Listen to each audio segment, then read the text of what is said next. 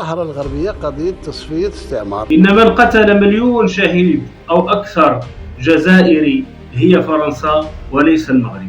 العدو الأول للجزائر هو العدو الأول للمغرب.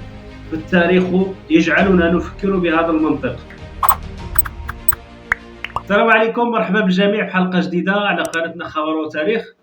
موضوع هذه الحلقة غادي نطرقوا فيه لاحتفال الإخوة الجزائريين بعيد النصر الذي يوافق يوم 19 مارس من كل سنة.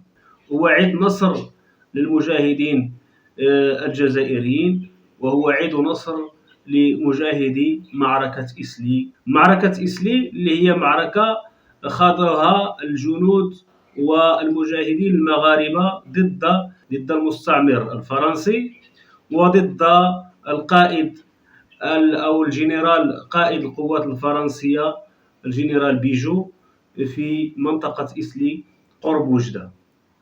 إذن فاحتفاء بعيد النصر الجزائري هو احتفاء بنصر هؤلاء المجاهدين الذين قضوا نحبهم في هذه المعركة دفاعا عن الحرية، دفاعا عن حرية المغاربة والجزائريين في تملك أوطانهم. هو عيد نصر لمجاهدي وضحايا وشهداء معركة طنجة والصويرة التي قامت فيها القوات الفرنسية بالهجوم على هاتين المدينتين ودكهما بالمدفعية البحرية.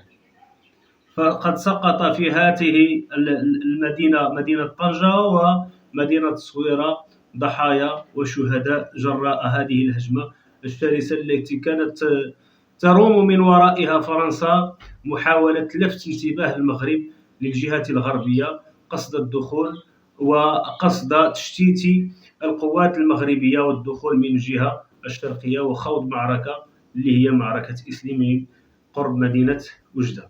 عيد النصر هذا هو نصر للمجاهد الكبير السلطان عبد الرحمن بن هشام رحمه الله تعالى، وهو السلطان المغربي الذي رفض تسليم المجاهدين الجزائريين وعلى رأسهم الأمير عبد القادر الجزائري، رفض تسليمهم للقوات الفرنسية وللقائد المتعجرف الفرنسي بيجو، وقرر خوض معركة ضد فرنسا وضد المستعمر الفرنسي لأجل الكرامة ولأجل الحفاظ على حياة هؤلاء المستضعفين الذين لجأوا للمغرب بعدما طردوا من الجزائر.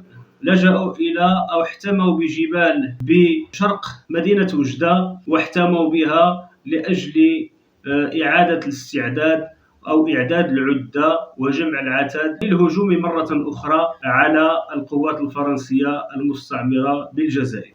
الآن أوجه كلامي إلى الإخوة الجزائريين وإلى النظام الجزائري أو النظام الحاكم بالجزائر. إن من احتل الجزائر لمدة 132 سنة وذبحت وقتلت وهتكت الأعراض واغتصبت النساء والأطفال وقطعت الرؤوس وشوهت الجثث واحتفظت بالجماجم في متاحفها إلى الآن، جماجم الشهداء وجماجم المجاهدين الجزائريين، هي فرنسا وليس المغرب. إن من قتل مليون شهيد أو أكثر جزائري هي فرنسا وليس المغرب. إن من حاول تقسيم أرض الجزائر وعزل شمال الجزائر عن صحرائها أي عن جنوبها هي فرنسا وليس المغرب. في محادثات إيفان الأولى ولوغارن سنة 1961 حين أصرت فرنسا على اعتبار الصحراء أو الأراضي الصحراوية بالجزائر أراضي مشتركة بين جميع الدول المجاورة للجزائر مثل المغرب ومالي وتونس وليبيا وغيرها من الدول المحيطة بالجزائر. إذن فرنسا أصرت في هذه المحادثات على أن هذه الأراضي الصحراوية هي أراضي مشتركة مع هذه البلدان ولا يمكن الاعتراف بها أرض تابعة للجزائر. طبعا نذكر هنا أن فرنسا قد اقتطعت أجزاء كبيرة من هذه الصحراء من البلدان المجاورة، وأنها تعلم علم اليقين أنها أراضي كانت تابعة لهذه البلدان، سواء المغرب، سواء مالي، سواء تونس، سواء ليبيا، إلى غير ذلك من البلدان المحيطة بالجزائر. والحال أن فرنسا كانت متيقنة من أنها لن تغادر الجزائر، وتعتبر الجزائر مقاطعة فرنسية تابعة للمقاطعات الفرنسية الأخرى توجد على الضفة الجنوبية للبحر الأبيض المتوسط، وكانت متيقنة تمام التيقن أنها لا يمكنها أن تغادر الجزائر. لهذا اقتطعت هذه الأراضي وحاولت توسيع مساحة هذه رقعة الجزائر. وفي هذه المحادثات حاولت فرنسا أن تخلق كيان اللي هو دويلة أو ما شابه دويلة يمكن تكون في هذه الصحراء هذه اللي هي صحراء الجزائر الآن. إذن لعبة التقسيم هذه لعبة استعمارية انخرط فيها النظام الجزائري الآن، وأصبح يتبجح وأصبح يتفاخر بالانضمام لها، وأصبح يتفاخر بحمل لوائها، أي لواء التقسيم،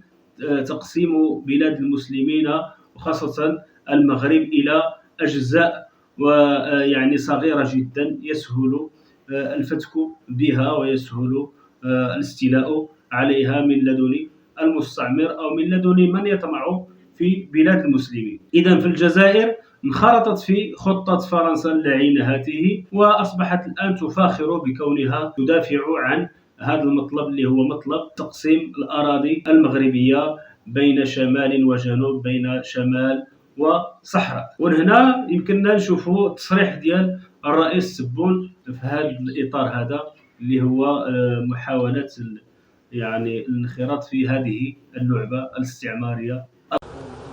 بالنسبة للصحراء الغربية أمور هذه أمور مبدئية، ما هي لا مع فلان ولا ضد فلان. راناش في القرن التاسع عشر، والناس تتلاقى في اجتماع ويتقسموا، قال هذا اديه انت وهذا نديه انا وهذا يديه له. فين تحرت الشعوب، تحرت. الصحراء الغربية قضية تصفية استعمار. من هنا يمكننا نقول أن المنطق يقول أن العدو الأول للجزائر هو العدو الأول للمغرب. فالتاريخ يجعلنا نفكر بهذا المنطق. تاريخ استعمار الجزائر وتاريخ استعمار المغرب يقول أو يفرض علينا هذه الحقيقة، وهي أن عدو الجزائر الأول هو عدو المغرب الأول، وليس العكس. وليس هناك أعداء من قبيل ما يحاول البعض اليوم أن يخلقوا عدو الجزائر هو المغرب، وعدو المغرب هو الجزائر، وفلان وعلان والتطبيع إلى آخره من المشاكل أو من الزوابع التي تثار هنا وهناك لأجل التضليل ولأجل خلق نوع من الفوضى التي يسهل من خلالها التحكم في رقاب من يسير شأن البلد، والتحكم كذلك في رقاب الشعوب، ومحاولة الزج بهما في مستنقع الخلاف والصراع والحروب إلى آخره. إذن في العدو الأول من هذا المنطلق غيكون هو فرنسا وماشي شي بلد آخر. فرنسا طبعا إلى جانب إسبانيا.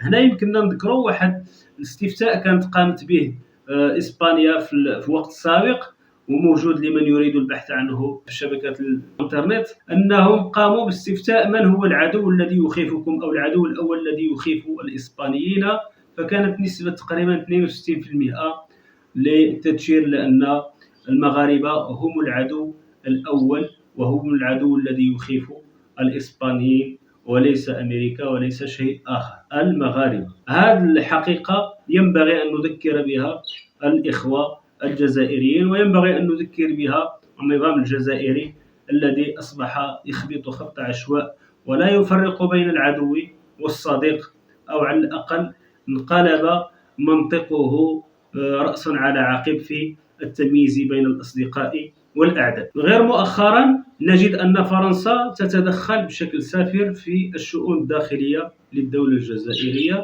وتعيث فسادا، ولها اليد الطولى في تحريك بعض الملفات إلى آخره داخل الدولة الجزائرية.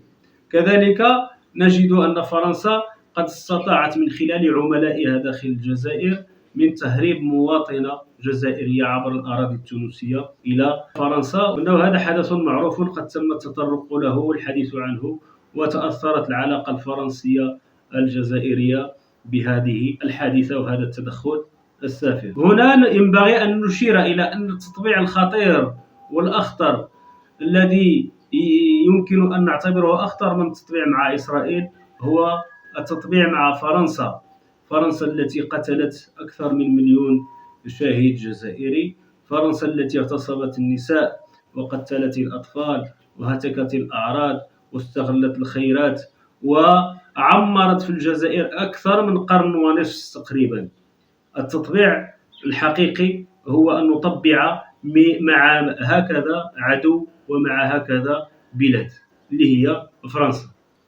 هل يمكن لفلسطيني حر أن يتحدث بلغة المستعمر الصهيوني الإسرائيلي العبرية؟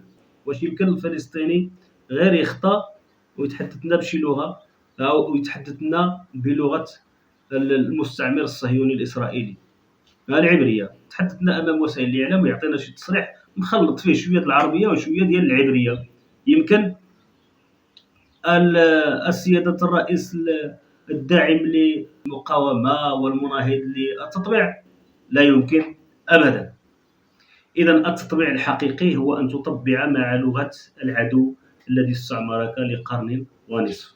التطبيع الحقيقي هو أن تطبع وأن تعتبر بلد على الحدود ديالك المائية اللي هو فرنسا، سبق له استعمرك لأكثر من قرن ونصف، سبق له وكانت عنده النية أنه يضم الجزائر للأراضي الفرنسية ويبقى الوضع على ما هو عليه، سبق له أنه كانت عنده نية يغير الثقافة ديال الجزائريين، الثقافة الإسلامية والعربية إلى ثقافة فرنسية، سبق له أنه كانت عنده نية مبيتة يسيطر على الجزائر إلى ما لا نهاية ويعتبر الجزائر مقاطعة فرنسية كما سبق وقلنا.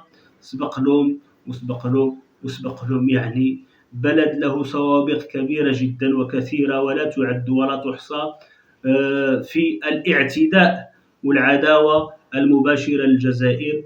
تعتبر هذا البلد هذا بلد شقيق وبلد تربطك به علاقة، وفيما حرقك راسك إما تشرب دوليبران ولا تجيب الطيارة وتزيد لفرنسا باش تداوي راسك.